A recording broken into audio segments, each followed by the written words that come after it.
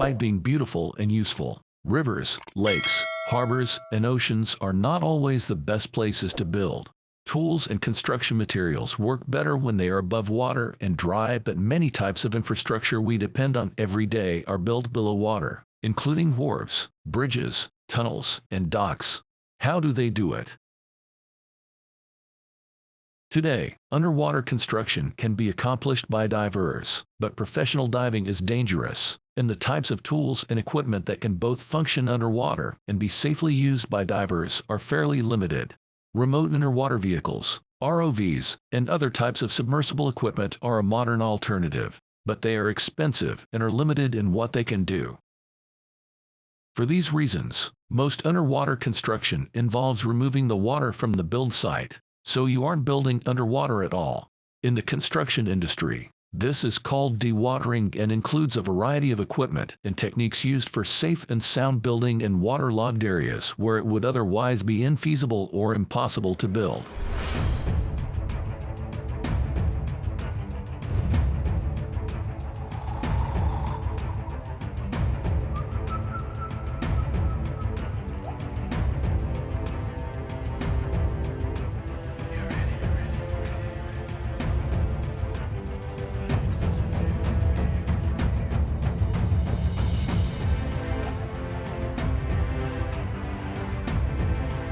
Challenges of building underwater. Building on land can be difficult, but building underwater presents even more unique challenges. Some of these challenges include finding suitable materials. Many of the materials we use frequently on land, like wood, simply are not suitable for long-term underwater use. Dealing with water pressure, both during construction and over the life of a structure. The effects of water pressure play a pivotal role. Managing corrosion. Undersea projects in coastal environments must take into account the corrosive effects of salt water.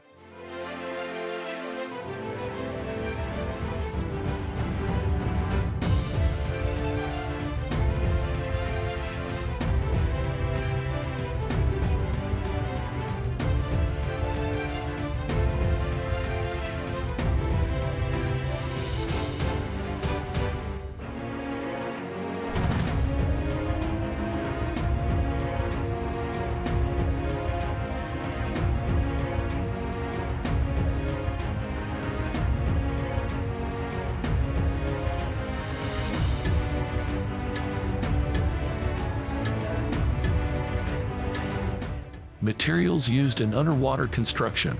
When building in water, materials must be used that can withstand a variety of complications, including water pressure, corrosion, and erosion. The most common materials used in underwater construction include concrete. A special variety of concrete used underwater is able to set quickly despite water currents and fares well in salt water. Steel. Steel, typically enclosed by concrete, forms a strong structure for underwater buildings. Acrylic glass, resistant to sunlight, durable, and fairly rigid. Acrylic plastics are well suited to underwater construction. Since it is transparent, acrylic glass is used for underwater windows. With the right materials, construction companies are ready to use a variety of construction methods that make it possible to create impressive underwater structures.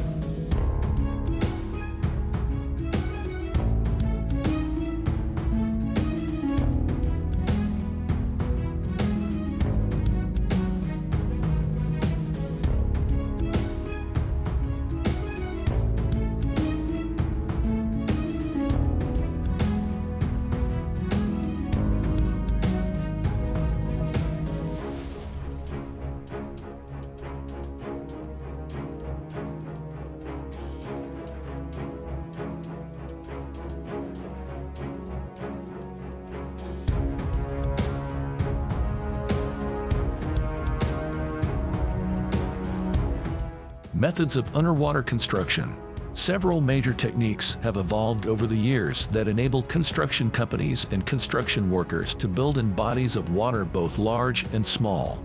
Some of the most important underwater construction methods include caissons, cofferdams, driven piles, off-site building, float, and lower. Interestingly, all of these underwater construction methods have the same underlying goal: avoid building underwater. Instead, water is diverted or avoided in various ways during construction, an essential approach because it is nearly impossible to actually build in water. Thus, building underwater is more about finding creative ways to work around water and make structures that can withstand it after construction is completed.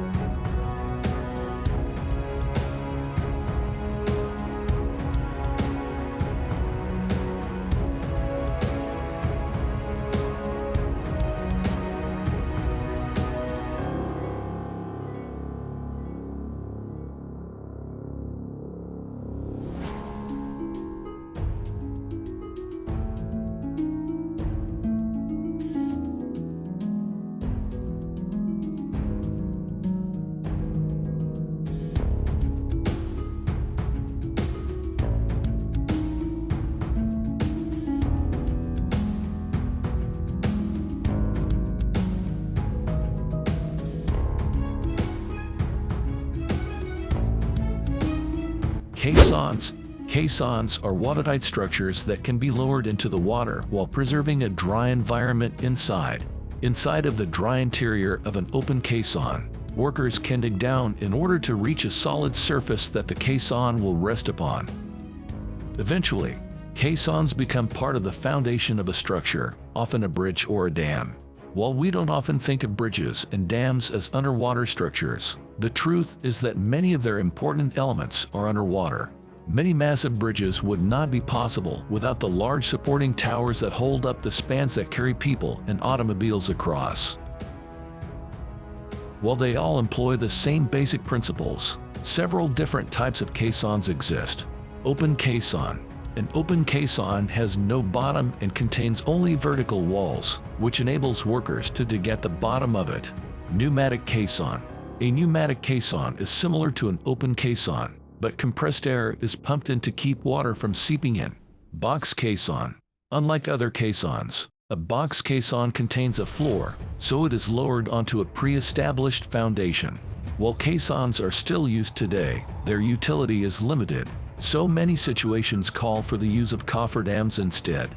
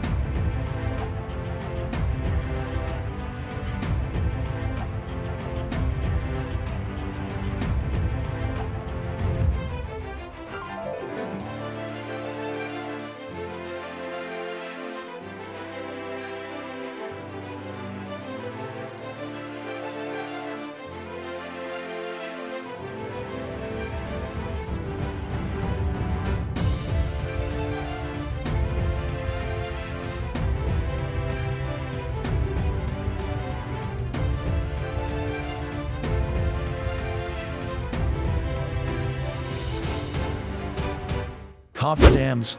Cofferdams are temporary enclosures that allow water to be pumped out, creating a dry environment for construction.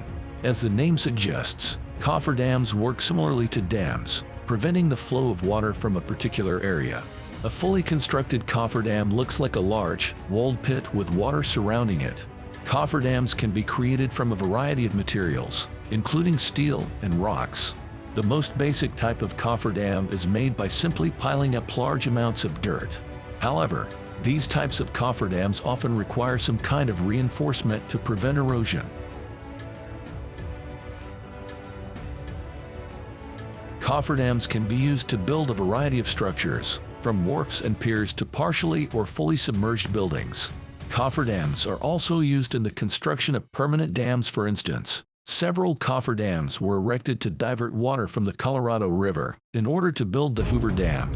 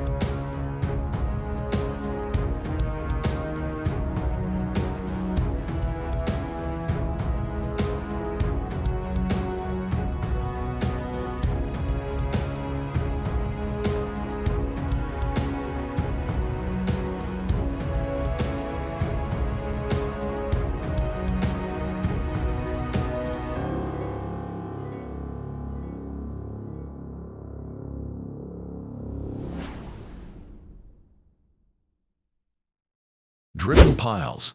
When building foundational elements underwater, driven piles enable crews to create sturdy structures without having to remove any water at all. Piles, which look like long, vertical columns, can be driven into the ground using a powerful hammer, creating a stable foundation for underwater or overwater structures. You can imagine piles as similar to nails being driven into a piece of wood, except in the case of underwater construction, the piles are being driven into layers of soil or rock.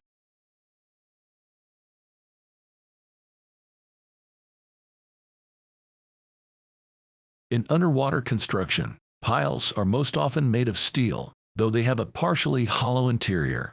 After the piles are placed, a tube is used to fill the inside of the pile with concrete, which displaces the water that was previously inside the pile.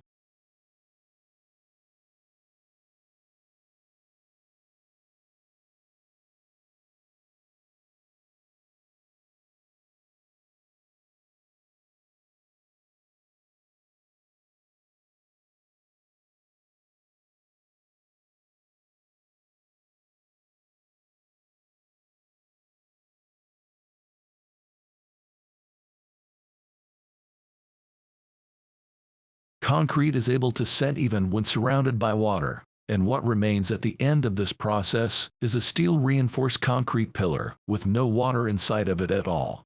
Driven piles are one of the most cost-effective ways to build foundational elements of underwater buildings, which need to be securely attached in place to prevent moving with the water's current. For example, driven piles were used to anchor Apple's stunning partially submerged store at Marina Bay Sands in Singapore. Off-site building, float, and lower. As we've made clear, the main goal of underwater construction is to avoid having to actually build underwater. As a result, one of the most common practices in underwater construction is off-site building. Structures are built and assembled off-site, sometimes using modular construction, and then transported to the construction site. Often, structures or pieces of a structure are floated out on or towed by barges, then lowered into place. Some pieces are lowered using their own weight, while other pieces are loaded with weights that help them reach the seafloor. If necessary, water is then pumped out of a structure after it is lowered into place. One structure that was built in this way is the Uttern, a small hotel in Sweden that was built on shore then later submerged in the middle of a lake. The hotel's entrance is only accessible by boat. Although this method of construction can be expensive, it is significantly more cost-effective than building directly underwater, which involves complicated tools, skilled divers, and tremendous risks.